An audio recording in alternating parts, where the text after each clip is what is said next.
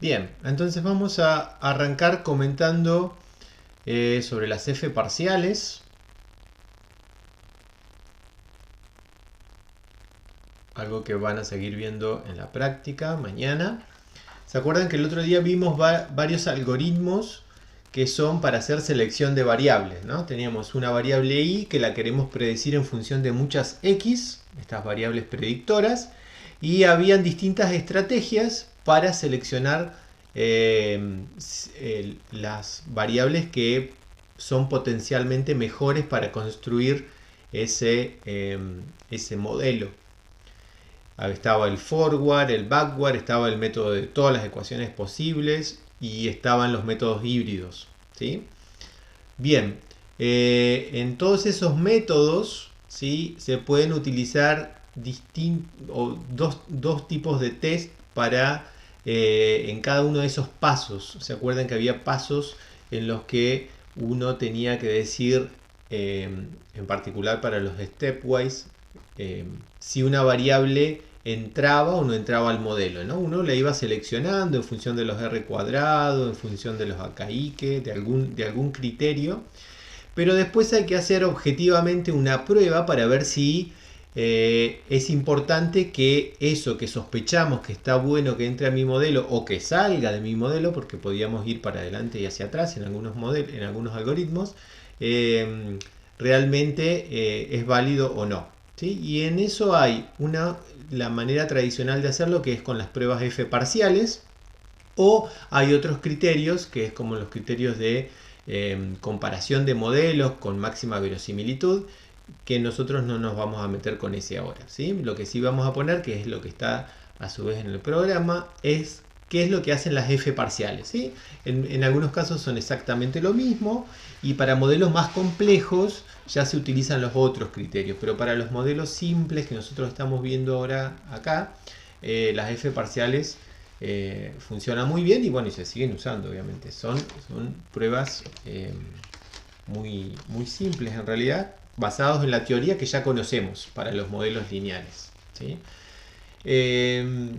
Lo que hace es una prueba F, ¿sí? Entonces las pruebas F las conocemos ya ampliamente, cómo se forman y qué se rechaza y qué no se rechaza. Vamos a verlo en particular, que hace una prueba F parcial. ¿Y por qué se llama F parcial? ¿Se acuerdan que nosotros tenemos una F global? ¿Sí?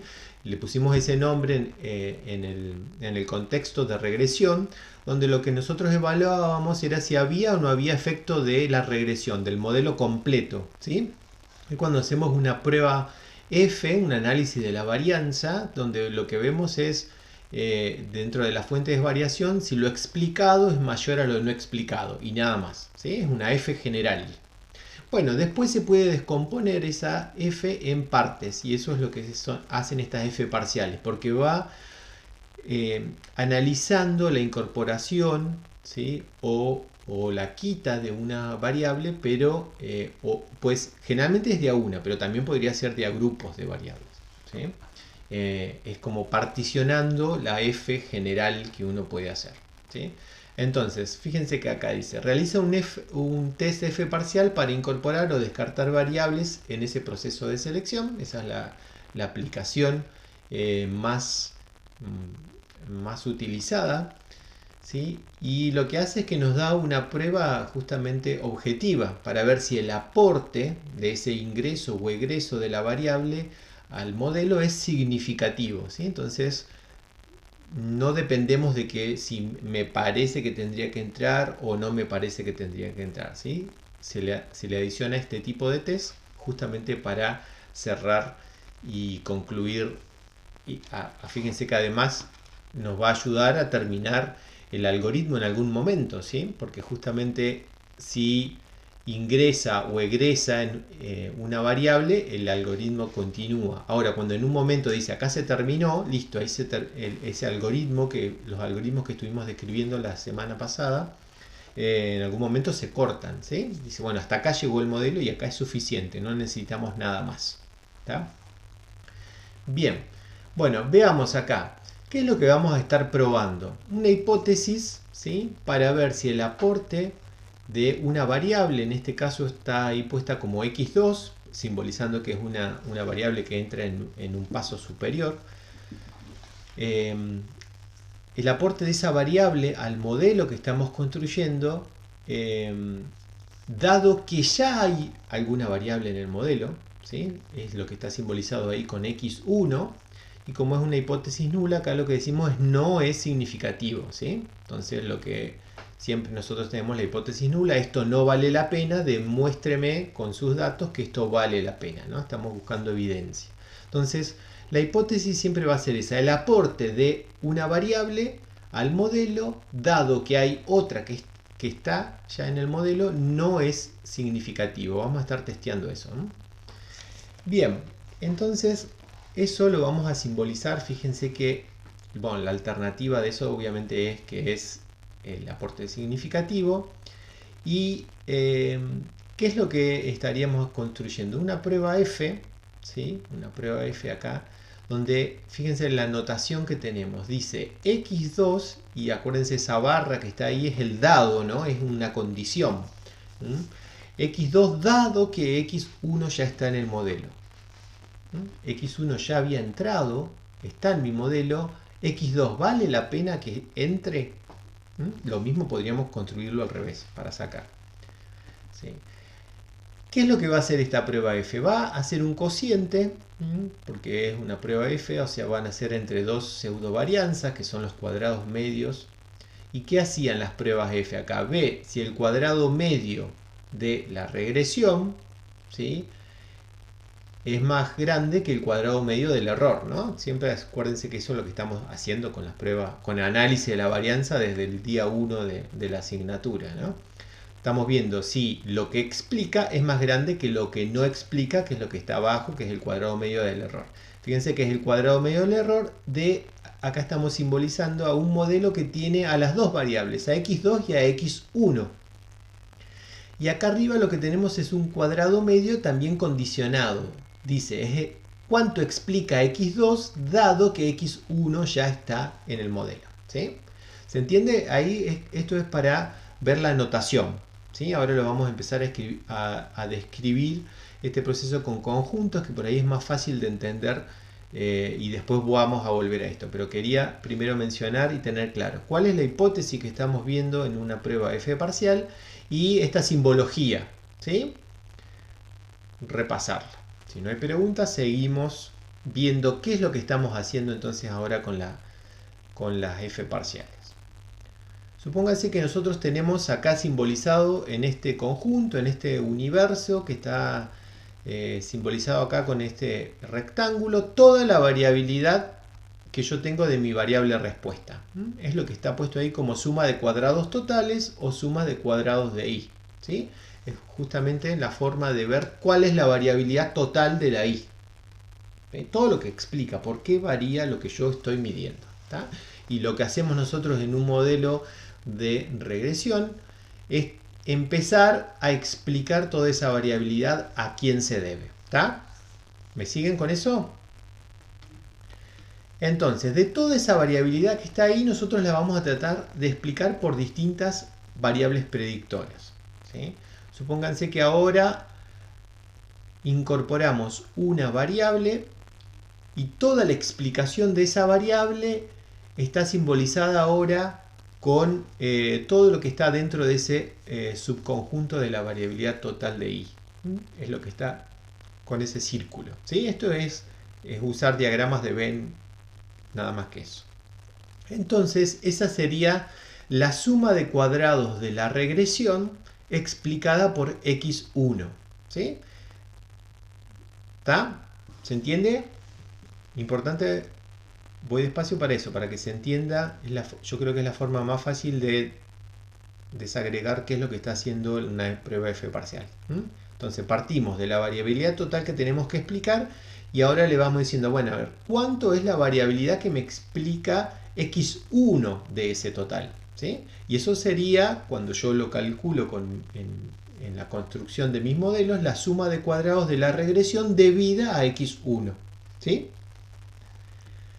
¿Bien? Bueno, ahora ¿qué pasa? Vamos a Ese sería, por ejemplo, un modelo de regresión simple, ¿no? Entonces, en un modelo de regresión simple uno tiene la variabilidad total y la variabilidad explicada x1. Si uno hace después los cocientes entre esto, va a encontrar los r cuadrado y todas esas cosas, ¿no? Cuanto más grande sea esto, quiere decir que más va a explicar x1 de la variabilidad de la y. ¿Sí? Ahora, nosotros en modelos de regresión multivariado no vamos a tener una x1 solamente, sino que vamos a estar incorporando muchas variables. ¿Sí? Todas esas variables que vamos a estar incorporando, a su vez pueden estar relacionadas entre sí. ¿Sí? No son siempre ortogonales, quiere decir que una tiene información que no tiene la otra. ¿Sí? Entonces, eso es lo que va a estar simbolizado ahora aquí. Fíjense que hay otra variable, que en este caso se llama x2, que explica de la variabilidad de la variable respuesta y toda esta cantidad. Yo les pregunto ahora, ¿explica más o explica menos que x1? Viéndolo de los gráficos, ¿no? Para ver si estamos interpretando bien lo que estamos simbolizando ahí en el diagrama de hoy. Y Explica pareciera que menos. explica menos. ¿Por qué explicaría menos? Es verdad.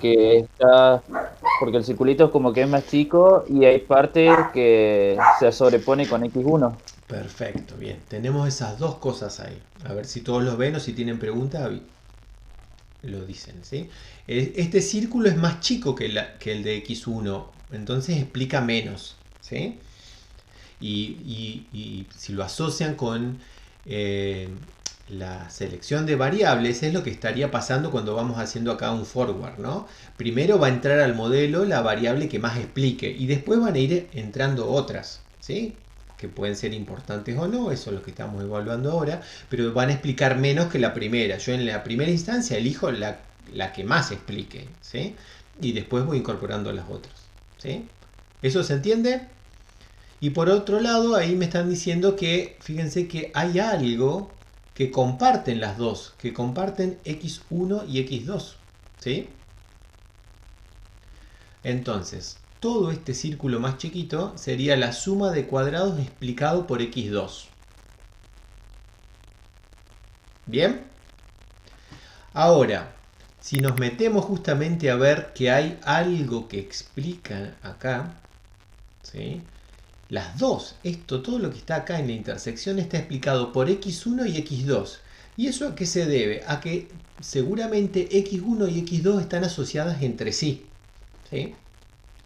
Tienen que ver. Ustedes mañana van a estar viendo también el ejercicio de uno típico que tenemos, que es el de predecir la evaporación, ¿sí? En función de muchas variables, ¿sí? Es un ejercicio que es conceptualmente por ahí fácil de entender. ¿La evaporación de qué depende? Y depende de un montón de cosas. Depende de la velocidad del viento, de la temperatura del aire, de la temperatura del suelo. Pero ¿de qué dependerá? De la temperatura máxima del día, de la temperatura media del día, de la velocidad del viento a 2 metros, a 1 metro, de la radiación, de la cantidad de horas. Bueno, hay un montón de variables que pueden estar metidas, de la humedad que hay en el ambiente, bla, bla, bla, hay un montón de cosas. A su vez, todas esas entre sí están relacionadas, ¿sí? La temperatura máxima con la temperatura media del día es más que obvio que están relacionadas, ¿sí? La radiación con la temperatura seguramente están relacionadas. Bueno, hay un montón, la humedad con la temperatura también. Bueno, hay un montón de esas variables que a su vez están relacionadas entre sí, ¿sí? Y eso es lo que se está simbolizando acá en la intersección. ¿Bien? Entonces, hay una partecita, ¿sí? Que es lo que queda por fuera de la intersección, que es lo que ahí está puesto con color verde, que es lo que puramente explica x2 al modelo, ¿sí?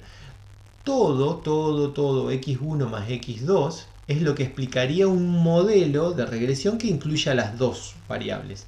Ahora me dice, hay información que la comparten, ¿sí? Hay una información que comparten, es la intersección.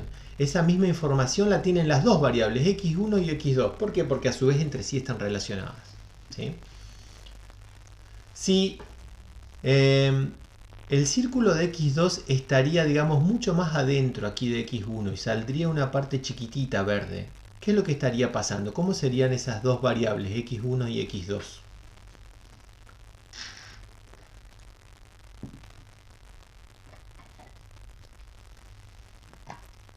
¿Lo puedes volver a repetir? Sí. Imagínense ahora una situación en la que tenemos a x1 y x2, pero en vez del dibujo que tenemos acá, x2 está mucho más adentro de x1, está muy contemplada acá arriba, acá, y sale una parte verde muy chiquita. ¿Sí? Esa es una situación. Y otra situación, por ahí que les sirve para ver si se entiende eso, es una en la que x1 y x2 no se intersectan nada. La x2 está acá, separada, totalmente afuera, no comparten nada. ¿Sí? ¿Qué es lo que podrían pensar ustedes de x1 y x2 en esas situaciones? Y que si no están juntas, si no se tocan, quiere decir que no están relacionadas entre sí. Exacto. Y eso en términos de información, ¿qué me diría? Que las dos tienen información distinta para explicar a X, a la Y, ¿no es cierto? Que sí o sí las dos deberían estar en el modelo. Posiblemente uno sospecharía que tendrían que estar las dos, ¿sí? ¿Por qué? Porque lo que tendría x2 en esa situación sería totalmente distinto a lo que tiene x1. Es una información distinta. Buenísimo, ¿sí? Porque me aporta al modelo algo que no me aporta x1, ¿sí? Aunque sea chiquito, por ahí es importante, ¿sí? Porque es distinto, ¿sí? Es información, como decimos en estadística, independiente, es distinta a la otra, ¿sí? Ahora, ¿qué pasaría si las dos están muy superpuestas? Si x1 y x2 están casi solapadas. Tienen casi la misma información, ¿puede ser? Exactamente. ¿Y qué pensarías vos de esas dos variables en el modelo? ¿Es importante que estén las dos? ¿Elegirías No, por ahí? como que una ya no explica la variedad de otra, digamos. Claro, es como que se repiten, ¿no? Es como que Claro. una tiene la información que la otra ya tiene, ¿sí? Entonces, esos son variables que están muy relacionadas entre sí, ¿sí? La información de una también la tiene la otra, qué sé yo, intuitivamente uno podría decir, bueno, a ver, las dos temperaturas, ¿sí? Si en el día yo mido la temperatura máxima y la temperatura media, es muy probable que, si bien son mediciones distintas, estén muy relacionadas entre sí, ¿sí? O, no sé, la humedad con la temperatura. ¿Sí? Hay un montón de variables que están muy relacionadas entre sí. En realidad tienen información muy parecida, ¿sí? ¿Sí? Pues se puede llegar al extremo de que sean exactamente iguales, ¿m? O muy iguales, ¿sí? Eso es lo que suele pasar con polinomios y con muchas variables, ¿sí? Esas situaciones se ven, y acá estamos en una situación intermedia, ¿sí? Cualquiera de esas situaciones siempre se le hace una f parcial para ver si es importante que esté o no esté en un modelo, ¿sí? Lo que yo voy es para ver si gráficamente se va entendiendo lo que estamos representando acá, ¿sí? Y como estamos construyendo mi modelo, quién sería importante que esté o no esté en un modelo, ¿sí? ¿Qué pasa en esa situación que describimos recién cuando en mi modelo entran muchas variables que están muy relacionadas entre sí, o sea que tienen casi la misma información, y yo le obligo al modelo a que esté? Eso también lo van a hacer en el práctico, porque capaz que si yo le obligo al modelo y estén todas, ¿sí? Me va a dar un R cuadrado genial, voy a estar feliz porque tengo un modelo que explica mucho. Yo logro tener eso. Lo que se genera estadísticamente es una inestabilidad muy grande en las estimaciones, ¿sí? Van a ver que todos los beta que se calculan de eso tienen errores muy grandes. Entonces generalmente yo obligo a que esté en el modelo, pero no son estadísticamente significativas, y esos valores en realidad no dicen nada, son sumamente variables. Se dice que el modelo es inestable. ¿Sí? Ustedes mañana van a construir alguno así a propósito y van a ver qué es lo que pasa. ¿sí?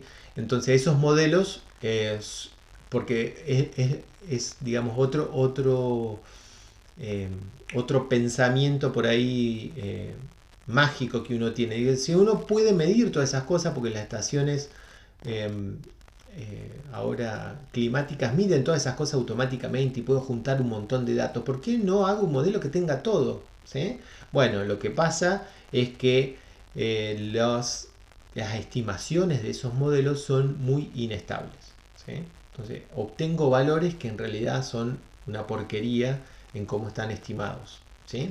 Es mejor tener un modelo más chico pero que sea significativo y no un modelo que lo que tiene son montones de parámetros muy inestables, ¿sí? Ese justamente es un modelo que en realidad tiene mucho ruido, ¿sí?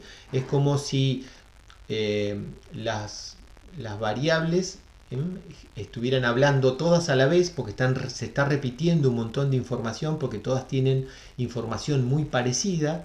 Eso no lo pulí en la construcción del modelo, entonces la estimación final que yo voy a tener va a ser muy ruidosa, ¿sí? Acuérdense que justamente en los modelos siempre tenemos que tratar de sacar el ruido. Acá estamos forzando muchas variables que estén muy relacionadas entre sí, entonces el modelo justamente es muy inestable, es muy ruidoso, ¿sí? No puedo confiar en las estimaciones de ese modelo. Bien, entonces ahora lo que estamos acá diciendo es, bueno, a ver, en cualquier situación que estemos, ¿sí? Ahora acá tenemos en particular este dibujo, lo que yo tendría que ver es si la parte verde, ¿sí?, es importante o no, ¿sí? Porque si esta parte verde no contribuye mucho, aunque la X2 explique un poquito algo distinto que no está explicando la X1, ¿sí?, si no es estadísticamente importante, si no es estadísticamente significativo, es mejor que X2 no entre al modelo, se quede afuera, ¿sí? Porque va a hacer más ruido que la contribución a la explicación del modelo. Y eso es lo que va a estar testeando justamente la F parcial. Entonces lo que tenemos que testear es si esta parte verde es significativamente importante. Y eso es lo que vamos a descomponer ahora acá, siguiendo qué es lo que está haciendo la F, ¿sí? Fíjense que teníamos esta F que habíamos planteado antes. Abajo tenemos el cuadrado medio del error de un modelo completo, el que tiene a todo. Lo que estamos viendo es si en el modelo que tiene a todo la parte verde es importante o no. La parte verde no es más que la suma de cuadrados, ¿sí?, de x2, dado que x1 ya está en el modelo, ¿sí? Probabilidades condicionales y todas esas cosas de bioestadística. Esto no es más que qué explica x2, pero dado que x1 ya está, por eso acá le estamos sacando toda esta parte, porque esa parte ya la tiene x1 también, ¿sí? Y eso es lo que tenemos que ver, cómo podemos despejar esta parte verde y meterla acá dentro en mi test, ¿sí? Entonces, de esta parte, de este cociente que estamos acá, esto de acá abajo ustedes lo saben construir, lo saben buscar, ¿sí? Porque es el cuadrado medio del error del modelo de regresión completo, el que tiene las dos variables. Entonces ustedes en R le pedirían el modelo que tenga ahí en función de x2, x1, van, sacan el cuadrado medio del error y ya tienen su valor, ¿sí? Esto es para la construcción a mano, ¿no? Después podemos ver cómo se hace esto en R. Ahora, el asunto es ver cómo construyo la parte de arriba, porque este es un cuadrado medio pero condicional, y esto hasta ahora no lo hemos visto. Calculábamos antes un cuadrado medio, pero por ejemplo de x2 y x1, es lo que me explica el modelo, pero que tiene las dos, y acá en cambio es una dado que ya sé que está la otra. Eso es lo que está escrito acá abajo. Dice, bueno, el cuadrado medio de x2 dado que está x1, como es un cuadrado medio, no es más que un cociente entre ¿quién? Entre una suma de cuadrados y sus grados de libertad. La suma de cuadrados es la suma de cuadrados de x2 dado que está x1, ¿sí? Entonces, cuando lo hacemos en forma manual, el asunto es cómo hacemos para calcular esta cantidad. Bueno, fíjense que acá tenemos la expresión. La suma de cuadrados de x2 dado que está x1 es igual a ¿quién? A la suma de cuadrados del modelo que tiene a las dos cosas, a x1 y a x2, menos la que tenga solamente a x1, porque es lo que yo estoy diciendo que ya está en el modelo. Y esta es la forma de construir las sumas de cuadrado. Acuérdense que las sumas de cuadrados eran aditivas, por eso lo estamos haciendo sobre las sumas de cuadrado y no sobre los cuadrados medios, ¿sí? Entonces, tenemos el asunto cuando lo hacen a mano es esto, calcular esta parte de arriba, ¿sí? A veces hemos dado ejemplos para entender en la construcción a mano de esas f parciales. Ustedes tienen algún ejercicio también en el práctico, ¿sí? Pablo, Sí, ¿y los grados de libertad, cómo los obtenés? los grados de libertad. Bien, los grados de libertad, acuérdense que, bien, esta parte, la de las sumas de cuadrado, está claro. Y ahora paso a decir cómo calculamos los grados de libertad, ¿sí? Entonces, la suma de cuadrados del modelo completo menos lo que yo ya digo que está en mi modelo, ¿sí? Y eso me va a dar la de una, dado que está la otra. Ahora, ¿cómo calculo la suma de cuadrados de esta cantidad? De x2 dado que es x1. Bueno, en realidad lo que tendría que hacer es la suma de cuadrados de esta cantidad menos la suma de cuadrados de esta cantidad, ¿sí? ¿Por qué? Porque lo mismo, acuérdense que las sumas de cuadrados son aditivas y los grados de libertad también. Entonces acá lo que tengo es una resta y acá yo voy a tener 2 grados de libertad y esta va a tener 1 grado de libertad, ¿sí? No importa la cantidad de datos con la que tenga acá. Lo que yo me puedo fijar para hacerlo justamente más simple el conteo es cuántas variables están jugando acá y cuántas aquí. La diferencia entre la cantidad me va a dar justamente los grados de libertad. Las f parciales, cuando lo que yo estoy evaluando es si las variables entran de a una o salen de a una, justamente esto es 2 variables menos una variable, me queda una variable. Siempre los grados de libertad, acá abajo va a ir el número 1, ¿sí? Cuando lo que yo estoy evaluando es si entran o salen de a una variable, ¿sí? ¿Por qué? Por esto que dijimos acá, por la aditividad de los grados de libertad de las sumas de cuadrado, ¿sí? Entonces, yo se los puse a propósito acá porque si no muchas veces cuando uno lo construye a mano se olvida que está el 1 y en realidad cuando lo hace a mano esto está bien porque es esta cantidad dividido 1, ¿sí? Entonces, bueno, da siempre lo mismo, ¿no? Si me olvido de dividirlo por 1, no me va a cambiar el resultado. Pero sí es importante tener cuál es el concepto, ¿sí? ¿Por qué? Porque si yo me pongo a evaluar que salgan de a 2 o entren de a 2 o entren en grupo, los grados de libertad ahí sí van a cambiar y no van a ser unos, ¿sí? Pero en general, en estos algoritmos en los que yo voy paso a paso sacando de a una o de a dos, o de a una, sacando o poniendo de a una, siempre va a tener un grado de libertad abajo, ¿sí? ¿Se entendió?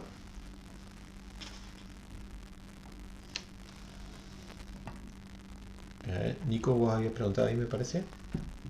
¿Se Sí, entendió? ahí entendí. ¿Se entendió? Sí, sí, Bien. sí. Bueno, entonces, de esta forma yo puedo calcular la suma de cuadrados. Vuelvo entonces aquí y calculo, divido por 1 y eso me da el cuadrado medio de x2 dado x1. Vuelvo y lo coloco acá arriba. Este lo voy a sacar porque es fácil sacarlo de la regresión que tienen las dos variables. Y esto me va a dar un valor de f observado. Bueno, listo. Después ya saben cómo construir la prueba f, ¿sí? Voy a ir a una distribución f con los grados de libertad del numerador y del denominador. El del numerador va a ser 1, el del denominador va a estar en función de cuántos datos tenga. Y voy a estar ahí en la zona de que rechazo o no rechazo en función del alfa que me fije. Y bueno, y entonces ahí tengo una manera objetiva, un test que lo que me evalúa es si esta cantidad que aquí está en color verde es importante o no en la explicación del modelo, ¿sí? Y con eso yo ya puedo decir si entró, no entró la variable. O me puedo cuestionar, una vez que esa entra, ¿qué pasa con las que ya estaban en el modelo? ¿Sí? Y vuelvo a construir f parciales para cada una de esas. ¿Alguna duda en la construcción del test? Y después ahora lo resumimos en el algoritmo, cómo quedaría incorporando esa f. La notación y lo que se está evaluando, ¿está claro?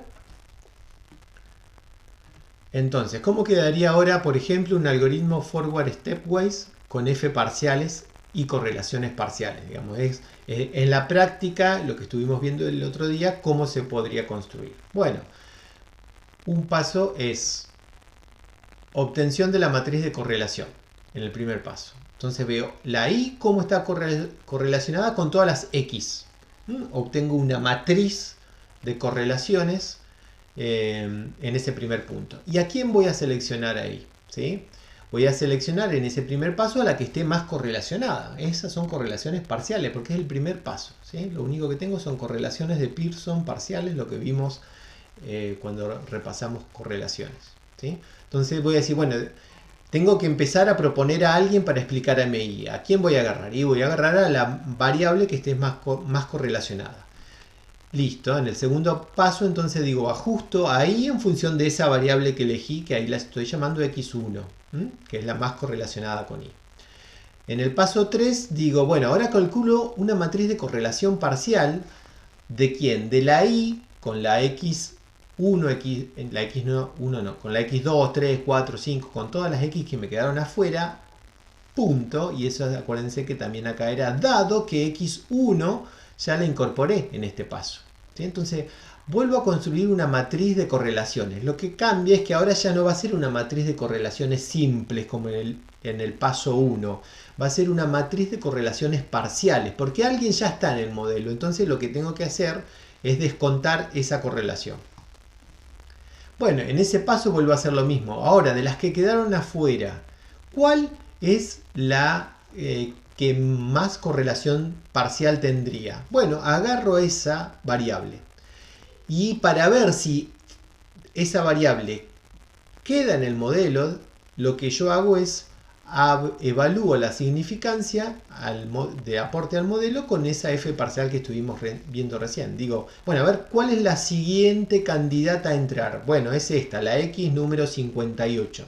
La de x58, dado que x1 ya está, ¿es importante lo que tiene para explicar? Esto que me parecía que tenía para explicar, y ahí evalúo otra vez. ¿Sí? Entonces, ¿entra o no entra? Si entró al modelo, listo, sigo seleccionando más. Vuelvo a repetir. ¿Sí? Y si no, se me terminó. Ahí ya fue fácil, encontré mi modelo. ¿Sí?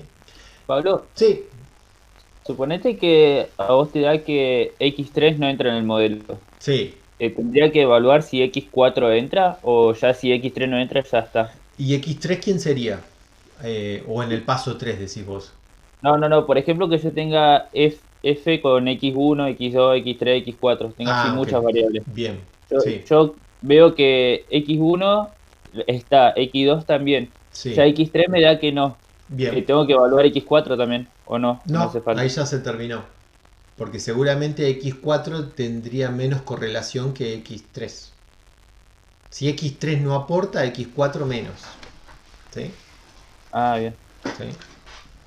Entonces, ahí ya se me terminó el método. Ahí ya se terminó el algoritmo, digamos. ¿Está? Y acuérdense que es eso, ¿sí? No evalúa todos los modelos posibles. ¿Sí? Eso se podría hacer y, bueno, es un lío. ¿Sí? Por eso estos algoritmos lo que hacen es tratan de evaluar la mayor cantidad de modelos posibles con estos criterios. ¿Sí? Bueno, también acuérdense que el Stepwise lo que hacía era a su vez en cada etapa cuestionarse lo que ya había entrado. ¿Sí? Entonces, por ejemplo, en el punto 5 dice, una vez que entra una variable se cuestiona la significancia de las que ya estaban adentro. ¿Sí? Esto sería en pasos ulteriores, ¿no? Se construyen también matrices de correlaciones parciales. Entra al modelo la variable con mayor correlación parcial. Y así sucesivamente en varios pasos se va evaluando quién entra y cuando esa entró, si las que estaban adentro tienen que salir. ¿Sí? Así hasta el último paso en que se termina. Porque en algún momento dice no entra nadie más, no sale nadie más, este es el modelo. ¿Sí? Bien. ¿Cómo se iba evaluando en cada paso? En este caso acá está ejemplificado con correlaciones parciales. Nosotros el otro día en los algoritmos también, vimos el otro día también el R cuadrado, ¿sí? La selección por R cuadrado o por R cuadrado ajustado o por criterio de Akaik, ¿sí? El AIC. Bueno, cualquiera de esos o las correlaciones parciales, en la mayoría de los casos tienen todos que ver, las cantidades son las mismas. ¿Sí? Profe, Sí. ¿eso preguntar justo. Lo que vimos la clase pasada de ir, o sea, sigue siendo el algoritmo forward eh, de Sí, step one, pero antes lo veíamos con R y ahora estamos haciendo una prueba F. sí, es que la R lo que hace es ir seleccionando quién puede entrar o quién puede salir al modelo. ¿Sí? La prueba F lo que te da es un test objetivo para decir si esa acción es significativa o no. Bien. ¿Se entiende la diferencia? Los otros son Ah, o sea, criterios para ir entiendo. buscando. La otra busca y dice, bueno, a ver quién sigue. Seguís vos. Bueno, a ver, vos seguirías. ¿Entrás o no entrás? Y eso como lo evalúo con una prueba F parcial, por ejemplo. Ah, entonces es complementario a lo anterior. Bien, Claro, exacto. Serían el test objetivo por el cual se evalúa eso. ¿Sí? bien. ¿Está? O sea, no puedo quedar solamente con lo anterior, sí o sí tengo que hacer una prueba F. Claro, una prueba F o hay otro tipo de pruebas. Nosotros vemos esta es la más clásica. ¿Sí? Gracias. En R, por ahí ustedes van a ver que les va a tirar a Kaique, ¿sí? Y hay distintos criterios para esas cosas. ¿Sí? O si lo hacen por F parcial, lo hacen por F parcial. ¿Sí? En la, en la aplicación que están utilizando ahora también se puede hacer por F parciales. ¿Sí? Si, no, si utilizan el R Commander sin aplicarle ninguna de los otros paquetes, hace solamente a Kaique. ¿Sí? Bien, esta es la idea de entender qué es lo que están haciendo los algoritmos de comparación. ¿Sí? Mañana lo van a ver y van a construir algunos de ustedes también a mano. Y después esto lo pueden ver en R también. En R, por ahí no me quiero meter mucho para que lo vean después en la práctica y no se mareen. Eh, Hay formas de construir las F parciales y a su vez hay un tipo de sumas de cuadrados, que eso ustedes siempre utilizan una suma de cuadrados en particular, que era la tipo 2 o la tipo 3. ¿Sí? Son las clásicas que venimos utilizando nosotros. Hay una suma de cuadrados que se llama de tipo 1 y esa suma de cuadrados tipo 1 es una suma de cuadrados que es progresiva. ¿Sí? Y si ustedes construyen van incorporando las variables, van a ver que es una forma que van a poder tener de ver si los cálculos están haciendo bien, porque esa se utiliza mucho justamente por ahí para los polinomios, donde uno dice, bueno, este entró primero el modelo x1, después entró x1 y x2, ¿sí? Y la prueba que hay de un paso al otro, la f que reporta el programa cuando uno le, le pide sumas de cuadrados tipo 1, es una suma de cuadrados que va haciendo esto. X2, pero se acuerda que en el paso anterior entró x1, ¿sí? Entonces, similar a lo que estamos haciendo con las f parciales, ¿sí? Es otro tipo de construcción de sumas de cuadrados, ¿sí? Por ahí seguramente han visto que hay varias que uno le puede pedir, tipo 2, tipo 3, tipo 4, tipo 5, tipo 6, ¿sí? Esa es otra forma. Bueno, consideraciones generales de cuando estamos trabajando con regresiones. No se olviden de utilizar gráficos para explorar las relaciones entre las variables. ¿Sí? Eso siempre es muy importante. Los gráficos de dispersión. ¿Por qué era importante esto? Porque acuérdense que nosotros estamos haciendo regresiones lineales. Si hay asociaciones que son no lineales, no van a entrar al modelo. ¿Sí? Lo que hemos ya estado charlando de qué pasaba con con las, con las correlaciones que podían darnos cercanos a cero porque tienen, por ejemplo, una tendencia cuadrática y entonces creemos que no son importantes y en realidad son muy importantes, pero tendrían que entrar con una transformación. ¿Sí? Entonces eso es lo que está en el siguiente paso. Dice recurrir a transformaciones tipo logaritmos o potencias y uno ve que hay tendencias en las relaciones de estos matrix box plot o matrix eh, matriz de gráficos de dispersiones en general, ¿sí? que se las pueden pedir ahí fácil en R y ver si no hay alguna relación que sea no lineal y que pueda entrar con una transformación. Siempre utilizar métodos de selección de variables, ¿sí? Porque si no tenemos todos estos inconvenientes que vimos antes, todos estos problemas en las estimaciones de los beta, ¿sí? Que se vuelven inestables o que se hace imposible generar comparaciones de todos los modelos con todos los modelos. Y también es cierto que se pueden generar distintos modelos con distintos métodos de selección, ¿sí? No siempre se llega al mismo modelo aplicando distintos métodos de selección, ¿sí? ¿Por qué? Porque no evalúan todos de la misma manera todas las variables, ni exploran todas las relaciones, ¿sí? Entonces, si utilizo backward o si utilizo forward, no necesariamente voy a llegar al mismo modelo final, ¿sí?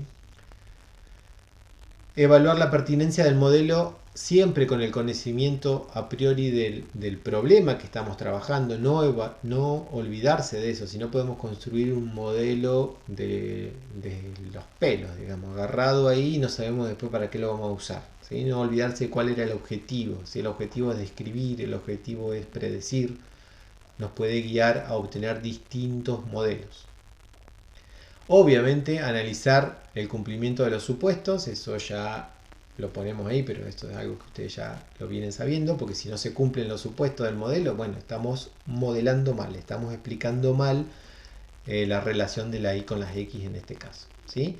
Y por último acuérdense, utilizar el criterio de parsimonia, que es esto de que siempre es mejor un modelo más simple, ¿sí?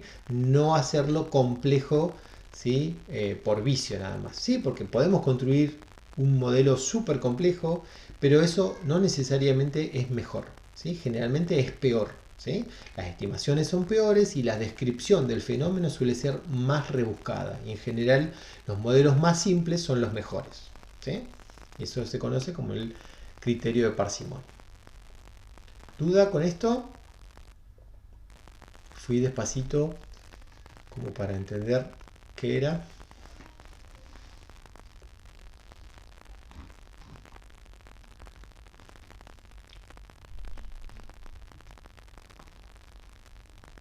Bien, vamos a comentar algunas cuestiones ilustrativas, más que nada, de lo que es la regresión no lineal ahora, ¿sí? Ya vamos a pasar a otro tema. Nosotros, ¿se acuerdan que describimos todo esto en términos de regresiones lineales, simples o múltiples, y todo lo que hay que hacer para construir modelos, pero que son lineales respecto de los parámetros, no olvidarse de eso, ¿sí? Y vimos que habían algunos en particular que eran no lineales, pero que si lo transformábamos podíamos después encontrar un modelo lineal, obviamente siempre con la y o con la x o con ambas transformadas. Eso va a depender del tipo de modelo que uno esté trabajando. Y al linealizarlo podemos aplicar toda la teoría sumamente robusta, sumamente conocida de los modelos lineales, ¿sí? Ahora, hay casos en que hagamos lo que hagamos, no podemos encontrar transformaciones que lleven a un modelo lineal, ¿sí? Bueno, esos son los que se llaman modelos intrínsecamente no lineales. ¿Tá? Esa es la diferencia entre los no lineales pero linealizables, que ya vimos antes, y los que son intrínsecamente no lineales. Y hay un montón, ¿sí? En agronomía, en biología, hay un montón de modelos que son no lineales y que no los podemos linealizar para nada, ¿sí?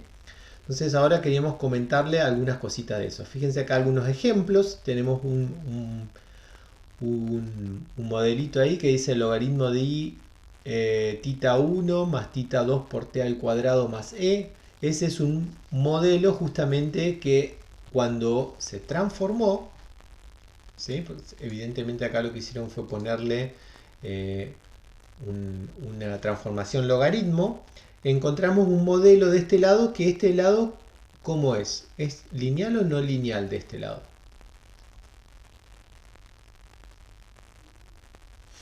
Acuérdense, tita 1, tita 2 son parámetros. Acá está, claro, es lineal, porque los tita, que son los parámetros, no están como exponente, no se están multiplicando ni dividiendo, toda esa definición que vimos de los modelos lineales. ¿Tá? Entonces este es un modelo que es no lineal, pero es linealizable por transformación. ¿Sí? En este caso le aplicaron logaritmo de i y se obtuvo este modelo. Y entonces es un modelo en el que ahora ustedes en R lo que harían es transformar a la i y después correrlo directamente. Tendrían que tener logaritmo de i en función de t, si t es mi variable. Supongamos acá está puesta con t, pero le podríamos poner x, si quieren, es la x al cuadrado, ¿sí? Es la t al cuadrado. Y entonces lo podríamos resolver con todo lo que ya conocemos, ¿sí? Ahora, hay otros modelos como estos dos que tienen acá, estos dos ejemplos, donde apliquen la transformación que le apliquen, no los van a poder linealizar, ¿sí? Y son modelos que se usan, ¿sí? ¿Sí? Son no lineales, fíjense que justamente tienen acá los exponentes, los parámetros están dentro de un exponente, acá también están como exponentes, acá a su vez hay un cociente, ¿sí? De parámetros, y esto es todo un lío, ¿sí? No se puede resolver con la teoría estadística de estimaciones que conocemos hasta ahora, ¿sí? Bien.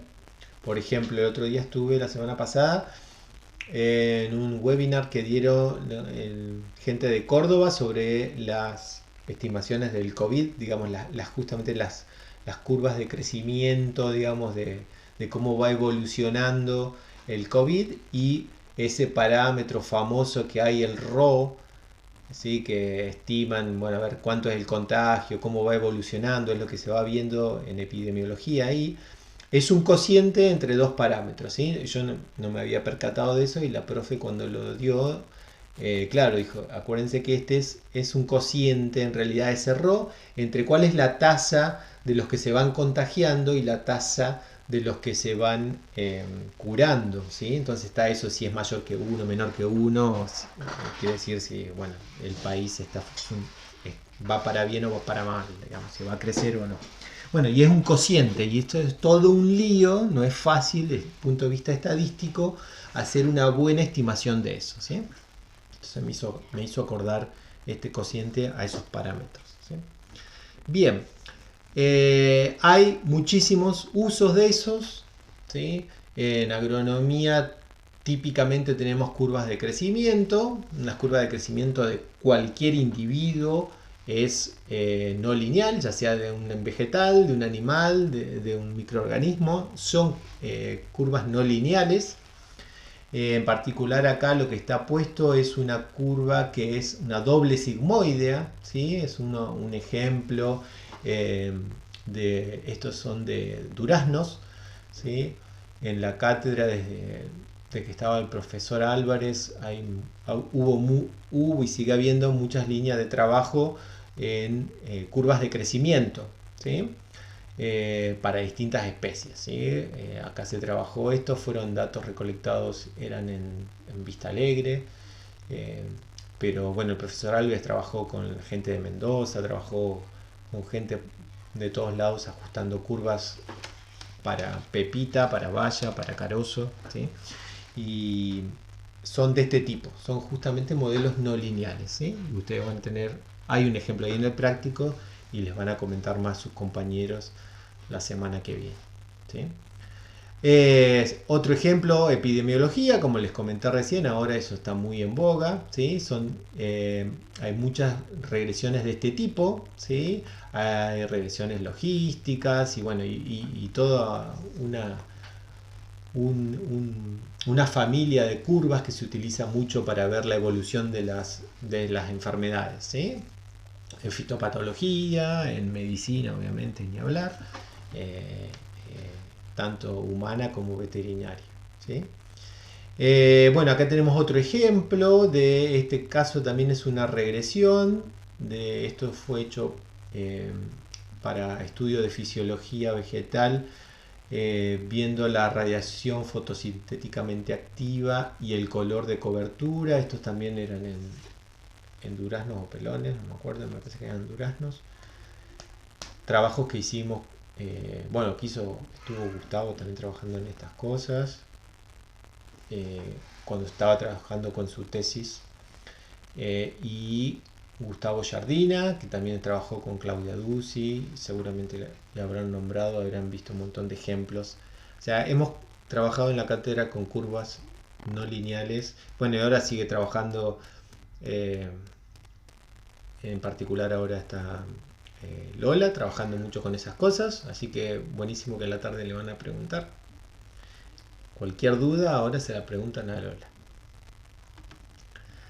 Bien, ¿cuál es el problema de estos modelos no lineales? En que la estimación de esos parámetros, ¿sí?, no se puede hacer de la forma que estuvimos viendo nosotros, ¿sí? ¿Se acuerdan que, bueno, cuando los modelos son lineales podemos hacer esas matrices algebraicas que vimos las expresiones x' a la menos 1 por x', no importaba cuántas variables tenía, cuántos datos tengo, cuántos casos, eso se puede resolver, ¿sí?, de una forma u otra, más eficientemente, pero con la computadora se puede resolver sin problema, ¿sí?, con el álgebra común que conocemos. Las ecuaciones normales, que son las que sirven justamente para controlar, para calcular esos parámetros, son mucho más difíciles de resolver cuando los modelos son no lineales, ¿sí? No se puede usar eso que vimos nosotros, ¿sí?, esas matrices, ¿sí? Se utilizan métodos que son iterativos para resolver esas ecuaciones, ¿sí?, porque hay que ir buscando de a poco las soluciones, ¿sí? No puedo resolver un sistema de ecuaciones, que es lo que estamos haciendo con el álgebra que ustedes estuvieron practicando en el práctico, sino que justamente hay que decir, bueno, a ver si cambio este valor de x1, cuánto cambia x2, x3, x4, todos los x que estoy viendo, y de ahí voy encontrando una solución conjunta para todos, pero cambiando todos a la vez en este espacio. Acá está simbolizado, digamos, un método de ajuste de esas ecuaciones, de búsqueda de esas soluciones, donde uno lo que va a encontrar es el máximo de esa curva, ¿sí?, muy parecido a lo que estamos haciendo con las ecuaciones normales lineales que ya vimos, nada más que acá vamos a tener que estar, los métodos iterativos lo que hacen se van corriendo en este hiperplano que se está ajustando acá, de a poquito, ¿sí? Se va corriendo para un lado y para el otro buscando la solución hasta que encuentre lo máximo en esa función que hay que maximizar para encontrar la solución. Y eso hay muchos métodos, uno muy común que se utiliza es Gauss-Newton, pero hay muchos más y eso va a depender justamente de que sean más eficientes o menos eficientes en la búsqueda de esas soluciones. O sea, no es simple encontrar las soluciones a esas ecuaciones, ¿sí? Y en particular son sensibles todos los métodos a los valores iniciales. ¿Por qué? Porque al programa no sabe por dónde empezar a buscar la solución. Uno le tiene que dar pistas de por dónde empezar a buscar la solución y después arranca el método y lo maximiza, ¿sí? Y entonces, ¿cuál suele ser uno de los problemas? Es que si uno les da mal los valores iniciales de búsqueda, podría llegar a una solución que no es la más adecuada. ¿Por qué? Porque estas funciones acá, yo la tengo lo que estamos dibujando acá, es muy fácil, hay un solo máximo, pero generalmente estas tienen formas mucho más rebuscadas, ¿sí?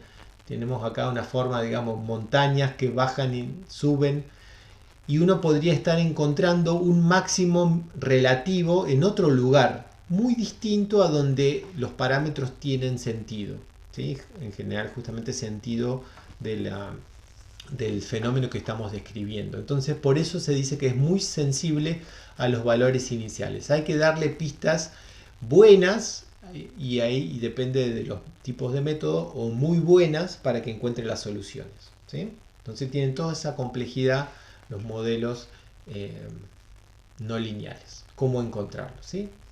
Es todo lo que vamos a ver nosotros. Ustedes van a aplicar en R cómo encontrar la solución, ¿sí? Se los va a dar, les va a dar salida, les va a dar las iteraciones por ahí hasta que encontró la solución, pero nada más, ¿sí? No nos vamos a meter cómo son los métodos. Bueno, acá tienen distintos ejemplos, esto también lo van a comentar los chicos, ¿sí?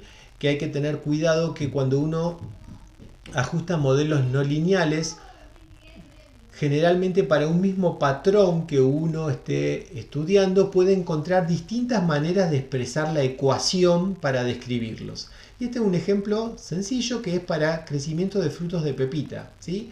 Fíjense, hay un montón de fórmulas, ¿sí? Un montón de expresiones que podrían servir para describir ese comportamiento, ¿sí? Se conoce como Gomper, logística, Morgan, Richard, Weinbull. Después fíjense, la logística en particular tiene un montón de formas. La logística L2, L5, L3, L4, L6, Gomper 2. ¿Sí? Hay familias de ecuaciones dentro de cada una de esas. ¿Sí? Bueno, entonces hay que encontrar después cuáles son las mejores expresiones, cuáles son a veces la que los parámetros después tienen interpretación, porque todo esto a mí, ajustar el modelo acá, yo quiero encontrar esos parámetros y que esos parámetros me digan algo de lo que yo estoy estudiando. Hay veces que estas expresiones son muy bonitas, pero los parámetros que se calculan no me dicen nada, no me sirven para la interpretación, ¿sí?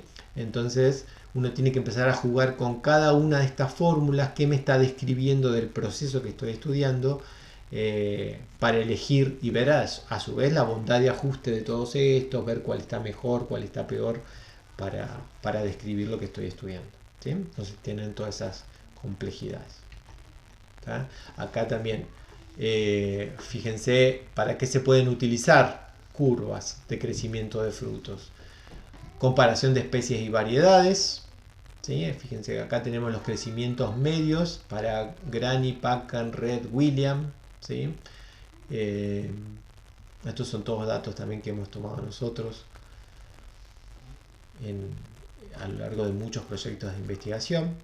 Para mejoramiento genético, porque uno puede estar ajustando esos parámetros y viendo las tasas de crecimiento, etcétera, y jugar a seleccionar el material genético por esos parámetros.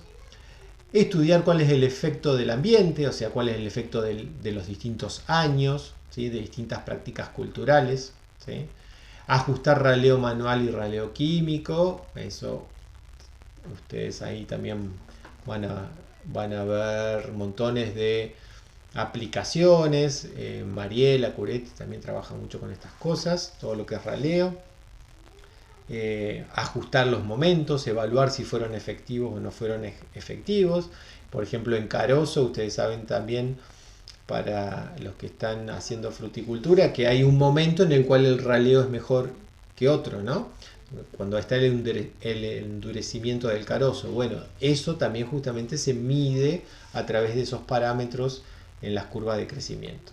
Bueno, y otra aplicación que nosotros hacemos mucho de estas curvas de crecimiento es para hacer pronósticos de producción, ¿sí? Y aquí lo que tenemos son curvas, ¿sí? De crecimiento. Estos también son datos que trabajó Gustavo en sus tesis.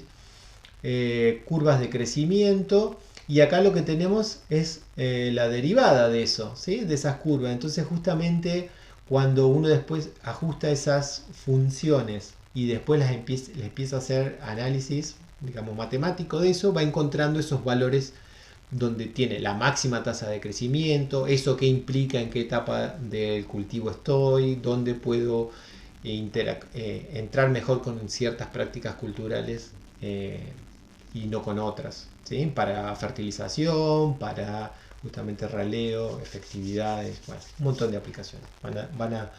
Les dejo para que sigan charlando los chicos la semana que viene, ¿sí? Esto es como un inicial. Y ustedes van a tener un ejercicio también que nos van a explicar los chicos.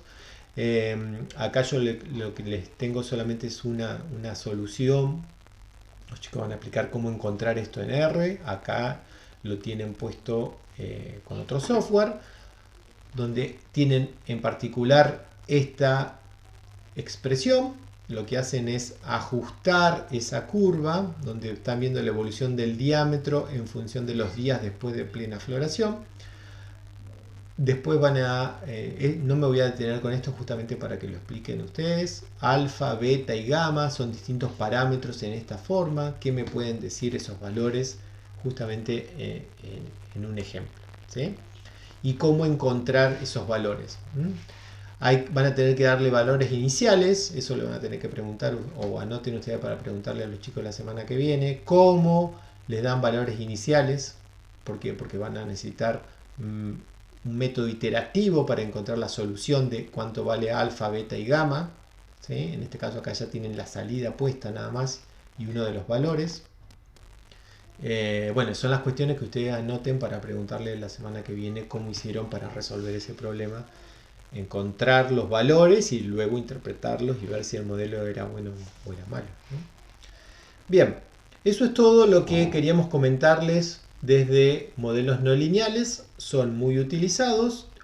No nos metemos con la teoría de ajuste de todas estas cuestiones, sino saber que están todos estos modelos que son muy útiles en agronomía y tienen una complejidad extra, ¿sí? De cálculos, pero nada más. ¿Alguna consulta de esto? Si no, guárdense todas las preguntas para el martes.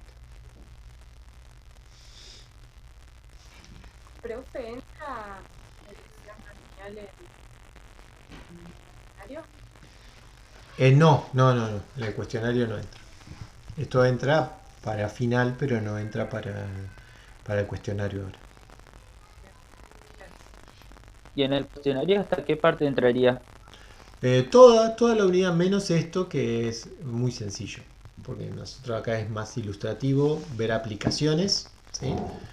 Pero no más que dentro de la teoría general, ¿sí?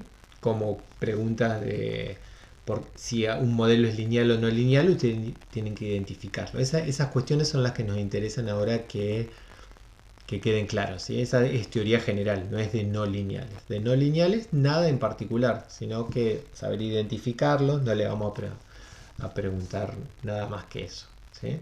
Todo, o sea, entra toda la unidad 2 menos cuestiones específicas de estos modelos no lineales. La cuestión general sí, porque abarca tanto a lineales como a no lineales, ¿sí? O sea, por ejemplo, saber si un modelo es no lineal, pero es transformable ¿es linealizable por transformación o no? Eso sí, eso ya lo tienen que saber, ¿sí? No le vamos a preguntar, ¿qué hace el método de Gauss-Newton? ¿Sí?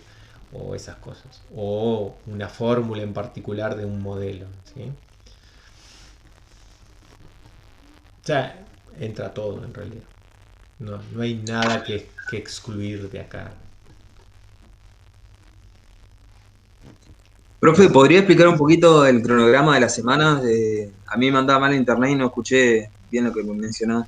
Dale. El martes de la semana que viene tenemos de 11 a 12 tienen el cuestionario, ¿sí? Online en Petco, como hicieron la otra vez. Y después de 11 a 12 van a tener la exposición de dos grupos. Uno que les va a comentar cómo resolver el ejercicio de no lineal para el ajuste de curvas de crecimiento. Y otro que les va a explicar las curvas de lactancia, ¿sí? Son ejercicios que ustedes tienen en el práctico. Y después, el miércoles ya van a tener que resolver en grupos un ejercicio de la misma forma que hicimos al final de la unidad 1, ¿sí? ¿Se acuerdan que trabajaron en grupos? Le damos un ejercicio, ustedes tienen que resolverlo, preparar el PDF y cargarlo en Petco, ¿sí? Ahí resolviendo algunas cuestiones a mano con el software, ¿sí? Después el jueves les vamos a dar ejercicios a cada grupo que ustedes van a tener que resolverlos, también como hicieron en la unidad 1, armar un escrito, armar el video, y eso el fin de semana ustedes nos los van a estar enviando y cargándolo en Petco, ¿sí? Al martes de la semana siguiente ustedes les va a tocar evaluar a un grupo en particular, y al miércoles de esa semana hacemos la puesta en común, ¿sí? Es la metodología que hicimos al final de la unidad 1. ¿Está? No sé si quedó claro. Sí, profe, quedó claro. Bien, es lo que está en el cronograma, pero bueno, está bueno aclararlo y ver. Es la misma forma que evaluamos la unidad 1, digamos. Creo que en general no tuvimos respuesta negativa con esa forma de evaluarlo. Tienen tiempo. Creo que fue muy provechosa en la discusión, que es lo que más nos interesa.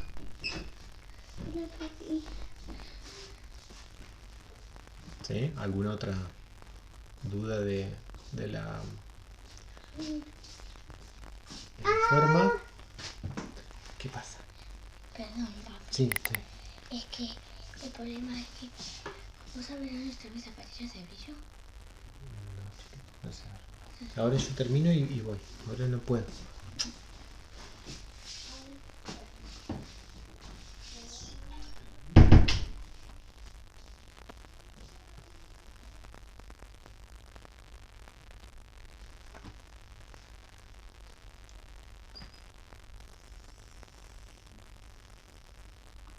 Bueno, no sé si entonces hay alguna otra duda.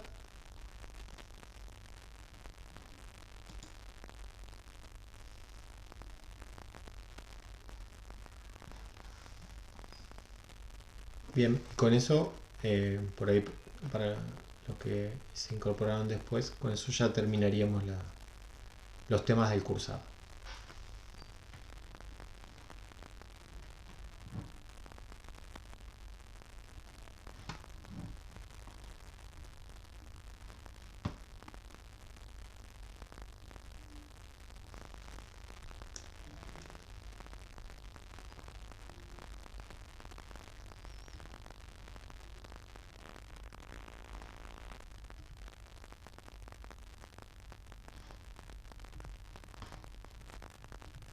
Bueno, yo no tengo más consultas.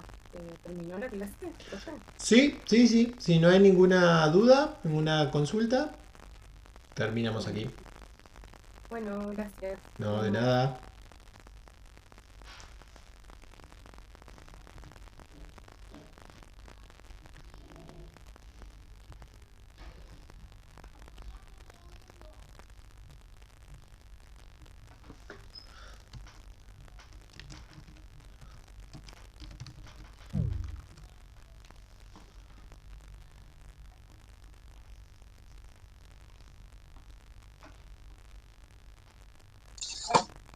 Dolores, Sí, acá estoy. ¿qué tal? ¿A qué hora la consulta hoy es a la 1, no? A la una. Sí, sí. Bueno, listo, dale. Nos vemos.